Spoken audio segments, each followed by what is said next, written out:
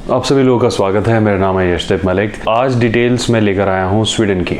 हमारे पास काफ़ी टाइम से काफ़ी सारे व्यूवर्स के क्वेश्चन स्वीडन को लेकर आ रहे थे। स्वीडन जो है it's one of the most asked country in Schengen area कि स्वीडन का हमें वर्क वीज़ा चाहिए, स्वीडन का हमें वर्क परमिट चाहिए या स्वीडन का हमें रेजिडेंसी परमिट चाहिए।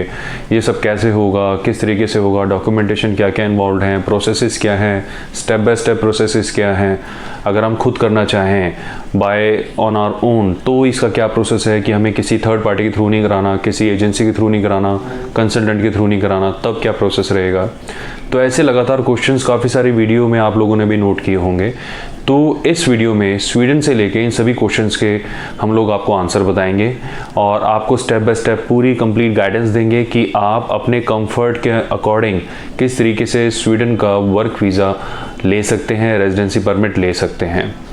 सेकेंडली, इसमें आपको काफ़ी सारी इंपॉर्टेंट इन्फॉर्मेशन हम लोग देंगे स्वीडन के बारे में जो आपको पता होनी बहुत ज़रूरी है। इससे पहले आप वहाँ पर काम करना, अपना मन बनाएं कि वहाँ पे मुझे काम करना है या वहाँ पे सेटल होना है, तो बहुत रिलेवेंट इन्फॉर्मेशन है जो आपको पता होनी चाहिए। साथ साथ काफ़ी सारे ऐसे टिप्स भी हम लोग आपको बताएंगे जिससे आपकी वीज़ा सक्सेस में आपको हेल्प मिलेगी और वो बातें जो आपको अवॉइड करनी है जिसकी वजह से आपकी प्रोफाइल ना ख़राब हो जाए और वीज़ा में कोई प्रॉब्लम ना आ जाए।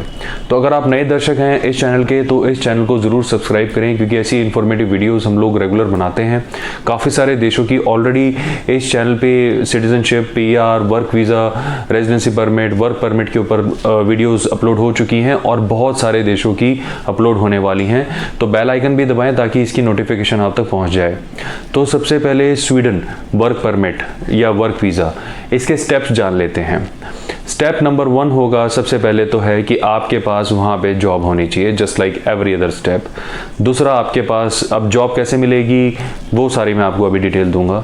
सेकंड स्टेप, आपके पास वहाँ पे रेजिडेंसी परमिट होना चाहिए, वो कैसे आएगा वो भी मैं आपको बताऊंगा। थर्ड स्टेप, साथ साथ वर्क परमिट भी आपका बनता है। काफ़ी सारी ऑर्गेनाइजेशन से अप्रूवल लेने पड़ते हैं, वो किस तरीके से लेने होते हैं वो मैं आपको 4th स्टेप में बताऊँगा। और लास्ट एंड फाइनल स्टेप है आपका वर्क वीज़ा का।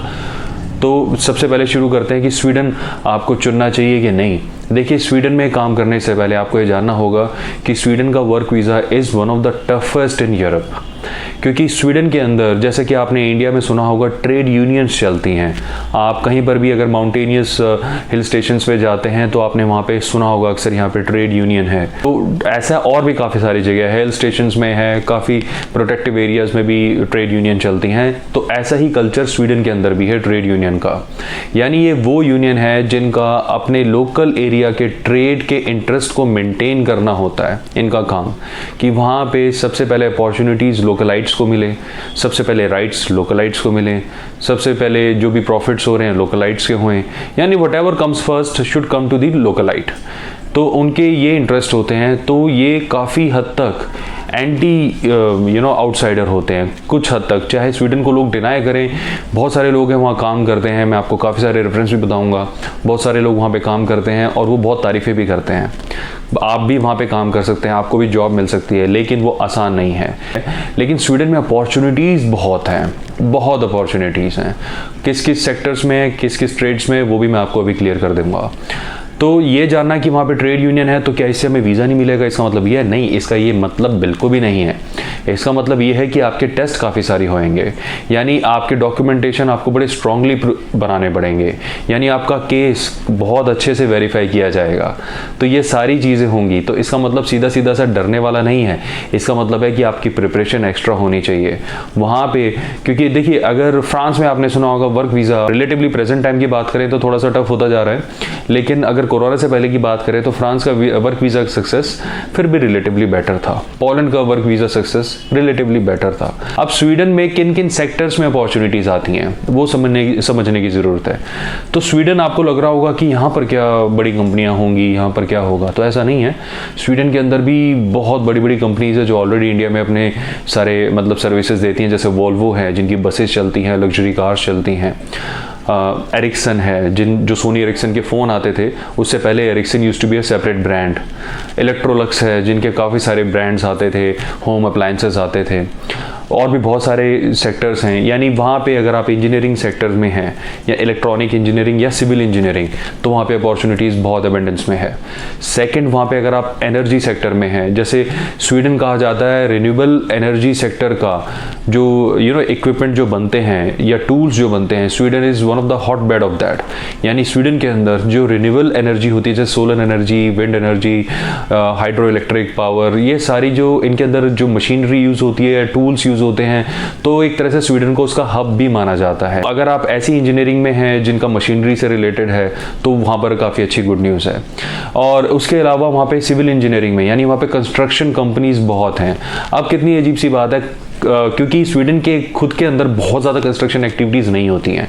जैसे मान लीजिए अगर चाइना कहता है कि हमारे यहाँ बहुत कंस्ट्रक्शन कंपनीज है, तो समझ में आता है क्योंकि चाइना में कुछ ना कुछ हमेशा बनता ही रहता है। बट अनलाइक चाइना, स्वीडन के अंदर ऐसा नहीं है। स्वीडन के अंदर कंस्ट्रक्शन एक्टिविटीज़ बहुत ही कम होती हैं, बट वहाँ पे कंपनीज बहुत ज़्यादा हैं जो कंस्ट्रक्शन एक्टिविटीज़ में इन्वॉल्व रहती हैं।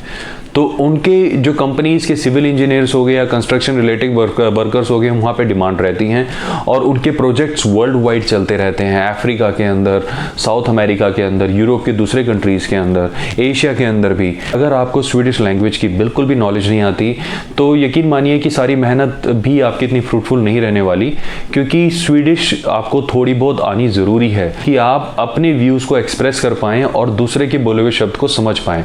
मैं आपको कोई ग्रामेटिकली एक्सपर्ट होने की एडवाइस नहीं दे रहा, लेकिन आपको ये बेसिक से इंटरमीडिएट लेवल की स्वीडिश लैंग्वेज का पता होना काफ़ी ज़रूरी है अगर आप वहाँ पे अच्छी तरीके से सक्सेस चाहते हैं। दूसरा, वहाँ पे आपको अगर वर्क वीज़ा चाहिए, तो उसके लिए आपको वर्क परमिट चाहिए होता है कि वहाँ मैंडेटरी आपके पास वर्क परमिट होना चाहिए।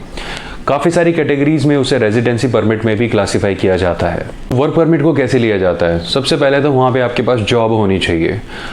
एज़ यूजुअल, जैसे मैं आपको सभी कंट्रीज़ की इन्फॉर्मेशन देते हुए बताता हूँ, कुछ मैं रिलायबल लिंक्स आपके साथ शेयर करता हूँ। ऐसे ही आपकी स्क्रीन पे भी कुछ लिंक्स आ रहे होंगे। हमेशा की तरह इस बार भी मैं रिपीट कर देता हूँ कि मैं इन लिंक्स को पर्सनली प्रमोट नहीं कर रहा हूँ। इनके साथ बिजनेस करना ना करना ये आपका अपना पर्सनल डिसीजन रहेगा। आपको पूरी रिसर्च करनी चाहिए जब भी आप किसी के साथ भी बिजनेस करें, तो ये आपको ध्यान रखना होगा। क्योंकि देखिए, अगर आप ये प्रोसेस किसी एजेंट के थ्रू कराते हैं, किसी कंसल्टेंट के थ्रू कराते हैं, तो जो चीज़ें मैं आपको बता रहा था और अभी बताने वाला हूँ, ये सारी चीज़ें वो लोग करते हैं, इंक्लूडिंग आपके लिए जॉब ढूंढना, अप्लाई करना, इंटरव्यू अरेंज कराना, फिर पास होने के बाद परमिट्स वगैरह का अरेंज कराना, और भी जहाँ से अप्रूवल चाहिए उनके सारे के सारे डॉक्यूमेंटेशन, दस्तावेज को अरेंज करना, फिर फाइनली आपका रेजिडेंसी परमिट बनाना, फिर वर्क वीज़ा की अपॉइंटमेंट लेके फाइलिंग प्रिपेयर करके फिर वर्क वीज़ा को फाइल करना। ये जो मैंने आपको शॉर्टकट में इतनी डिटेल्स बताई, ये सारे अगर आप किसी कंसल्टेंट के थ्रू जाते हैं तो ऐसे करना होता है, लेकिन जब आप खुद करते हैं तो थोड़े से एफर्ट्स तो आपको लगाने पड़ेंगे। तो इसलिए सबसे पहले जो लिंक्स हैं जो अभी आपकी स्क्रीन पर फ्लैश कर रहे थे, पहले हम वीडियो सुनेंगे, उसके बाद आप लिंक्स पे इन पे जाके आप रिसर्च कर सकते हैं। इस लिंक्स पे जाके आप अपने सीवी और सीएल यानी कवरिंग लेटर, इनको सीवी करिकुलम विटाए कहते हैं इसको, और कवरिंग लेटर, इनको यानी बायोडाटा और कवरिंग लेटर को अपलोड करते हैं। एक ही फाइल इनकी बनाइए पीडीएफ में और इसको अपलोड करें। वहाँ प्रोफाइल बनाएं सबसे पहले तो, और प्रोफाइल में अपलोड करके रखें। प्रोफाइल बनाना वैसे भी काफ़ी आसानी होता है। आपने अपनी पर्सनल डिटेल्स वहाँ पर लिखनी होती है, लॉगिन करते हैं, अपनी ईमेल आईडी लिखनी होती है, फ़ोन नंबर्स लिखने होते हैं, और अपने जो मैंने आपको बताया कि आपका सीवी और सीएल है, इसको अपलोड कर देना होता है।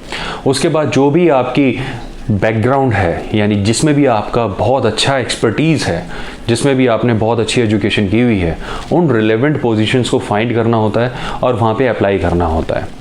मैंने पिछली जो नीदरलैंड्स की वीडियो हम लोगों ने बनाई थी, अपलोड की थी, उसमें मैंने बहुत ही डिटेल में बताया था कि किस तरीके से आपको फॉलोअप करना चाहिए, कैसे आपको रिज्यूमे बनाना चाहिए, किस तरीके से कवरिंग लेटर को बनाना चाहिए, किस तरीके से अपलोड किया जाता है, किन चीज़ों को ध्यान रखना है, नहीं रखना है। मैं फिर से उसको रिपीट नहीं करना चाह रहा। आप इस वीडियो के बाद नीदरलैंड्स की वीडियो को चेकआउट कर सकते हैं, क्योंकि उसमें बहुत ही कॉम्प्रिहेंसिव डिटेल्स के साथ ये चीज़ें हमने समझाई हैं। अब उसके बाद जब आपको ये जॉब्स मिल जाती हैं, तो जॉब्स मिलने के बाद आपको वहाँ पे अपना कॉन्ट्रैक्ट लेटर लेना होता है। अब जॉब मिलने से पहले इंटरव्यू होता है। इंटरव्यू में भी बहुत सारे प्लस माइनसेस होते हैं, जो जब आप नीदरलैंड्स की वीडियो देखेंगे तो आपको क्लियर हो जाएगा। इंटरव्यू क्लियर होने के बाद आपके पास एक जॉब कॉन्ट्रैक्ट लेटर आता है, जिसको आपको अपना कंसेंट देना होता है कि हाँ जी, मैं अप्रूव करता हूँ इसे। और फिर उसके बाद जिस भी इंडस्ट्री में जा रहे हैं, हो सकता है आप माइनिंग इंडस्ट्री में जा रहे हो, कंस्ट्रक्शन इंडस्ट्री में जा रहे हो, फिशिंग में जा रहे हो सकता है आपको एग्रीकल्चर वाली फील्ड में जॉब्स मिल गई हो, या फिर आपको मैन्युफैक्चरिंग में मिल गई हो, व्हीकल्स वाले में मिल गई हो, मतलब मोटर्स में मिल गई, वटेवर जो जहाँ पर भी आपको जॉब मिली है, फिर अकॉर्डिंगली वहाँ की ट्रेड यूनियन से आपको अप्रूवल लेना होता है। अब ये बड़ा टेक्निकल है, इसे कैसे किया जाता है? ये टेक्निकल तो है, लेकिन इसको ज़रूरी नहीं आप ही को करना है। जब आपका इंटरव्यू पास होता है तो जो भी कंपनी होती है वो आपको जब जॉब कॉन्ट्रैक्ट लेटर भेजती है वो एक लॉयर से अप्रूव करा के ही भेजा जाता है। एक लॉयर के कंसेंट के बगैर आपको कॉन्ट्रैक्ट लेटर भेजा ही नहीं जाएगा। और ये जो मैंने बताया था ट्रेड यूनियन के एग्रीमेंट्स हैं और इनके अप्रूवल्स हैं, ये लॉयर्स ही आपके लिए अरेंज कर देते हैं। Definitely they are going to charge money for that. तो इसके लिए आपको मेंटली प्रिपेयर रहना होगा। तो इसलिए बहुत बहुत इंपॉर्टेंट है कि आप किसी बहुत ही मतलब जिस पे आप काफ़ी ट्रस्ट करते हो ऐसे ही लोगों से आप डील करें, क्योंकि लॉयर्स वगैरह का काम इसमें काफ़ी ज़्यादा होने वाला है। तो यहाँ से रिलेवेंट अप्रूवल्स आने के बाद आपका वर्क परमिट बनता है। वर्क परमिट या रेजिडेंसी परमिट जो भी है, ये डिपेंड करता है आपकी प्रोफाइल के ऊपर और जो भी जॉब आपको मिली है उसके टेन्योर के ऊपर, इन सारी चीज़ों पे डिपेंड करता है। आमतौर पे वर्क परमिट ही होता है, लेकिन कई केसेस में रेजिडेंसी परमिट की भी रिक्वायरमेंट हो सकती है। तो जो भी परमिट्स होते हैं, चाहे वर्क हो चाहे रेजिडेंस हो, आपको उसको अरेंज करना होता है।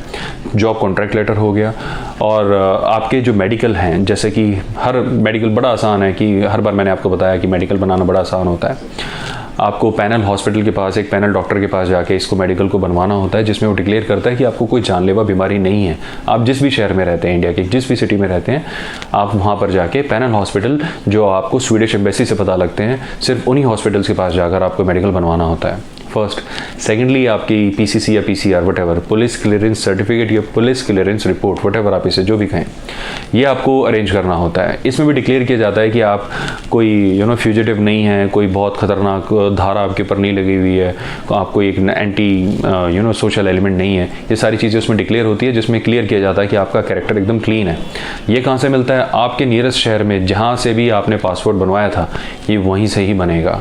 आपको वहाँ पर जाना होगा। एक बारी में हो सकता है काम हो जाए, लेकिन मेरे को ऐसा लगता है कि 2 से 3 बार जाकर ही वहाँ पे काम होते हैं। थोड़ा सा स्लो प्रोसेस है, तो इतना एफर्ट वहाँ पे करना पड़ता है। तो ये सारे डॉक्यूमेंट्स अरेंज हो जाने के बाद फिर आपको स्वीडिश एम्बेसी में ये एज इट इज़ फाइल अपनी सबमिट करानी होती है, या कंसल्टेट में। अब सबमिशन, अगर ये सारी चीज़ें जैसे मैंने बताया, अगर क्या ये इतना ही आसान है या इसमें टेक्निकलिटीज़ भी हैं? तो जैसे मैंने बताया, इसमें टेक्निकलिटीज़ कहाँ पर आती है? स्वीडिश लैंग्वेज का आपके पास नॉलेज होना फर्स्ट टेक्निकलिटी है। सेकंड, जो भी कंपनी आपको जब हायर करती है तो you need to make sure, उस कंपनी को श्योर करना पड़ता है कि उसने प्रॉपरली एडवर्टीजमेंट दिया है उस पोजीशन के लिए, क्योंकि एक वो नॉन स्वीडिश या नॉन ईयू पर्सनल को हायर कर रही है, यानी नॉन यूरोपियन यूनियन के सिटीजन को हायर कर रही है। वी आर इंडियंस, तो definitely we are neither Swedish and nor EU nationals. तो एक नॉन ईयू नेशनल को अगर हायर करना होता है तो उनको प्रॉपरली एडवर्टाइज किया हुआ एम्प्लॉयमेंट शो करना पड़ता है अथॉरिटीज़ को, कि हमने इस एम्प्लॉयमेंट को, इस वैकेंसी को इतनी जगह हमने सर्कुलेट किया था, लेकिन हमें रिलेवेंट ऑप्शन नहीं मिला, इसलिए हमने इस फॉरेनर को हायर किया है। तो जो भी कंपनी आपको हायर करेगी, सबसे पहले जैसा मैंने बताया 10 दिन के लिए उनको एडवर्टाइज़ करना पड़ेगा पूरे, जिसमें यूरोपियन यूनियन के लोग उसमें अप्लाई कर सकें। तो वो होता है स्वीडिश पब्लिक एम्प्लॉयमेंट सर्विस, जिसे अगर स्वीडिश में कहें तो आर्बिट्सफॉर्मेलियन कहा जाता है। तो वहाँ पर उनको 10 दिन के लिए इस वैकेंसी को एडवर्टाइज़ करना पड़ता है और फिर अथॉरिटी से अप्रूवल लेना पड़ता है, ये प्रूफ शो करके कि हमने 10 दिन तक इसको जो है एडवर्टाइज़ किया, लेकिन हमें प्रॉपर फीडबैक कहीं से भी नहीं मिला, या फिर जो भी एप्लीकेशंस आई रेलेवेंट नहीं थी, जिसकी वजह से हम जो एक अच्छा एम्प्लॉय नहीं ढूंढ पाए। उस केस में हमारे पास ये एप्लीकेशंस आई, लेकिन ये नॉन ईयू सिटीजन्स की हैं, बट ये हमारी प्रोफाइल को बिल्कुल मैच करते हैं, तो इसलिए हम इनको हायर करना चाहते हैं। ये सारी फॉर्मेलिटीज़ जैसा मैंने बताया कि आपके लॉयर आपके लिए कर देते हैं, जब शुरू में आपका वर्क परमिट या जॉब कॉन्ट्रैक्ट लेटर डिज़ाइन होता है उसी टाइम ही कर देते हैं। तो इसलिए टेक्निकलिटीज़ हैं, ये टेक्निकलिटीज़ बीच में आती हैं और ये आपके प्रोसेस को लेंदी कर देती हैं, कॉम्प्लिकेट कर देती हैं। तो स्वीडिश लैंग्वेज का आना काफ़ी ज़रूरी है।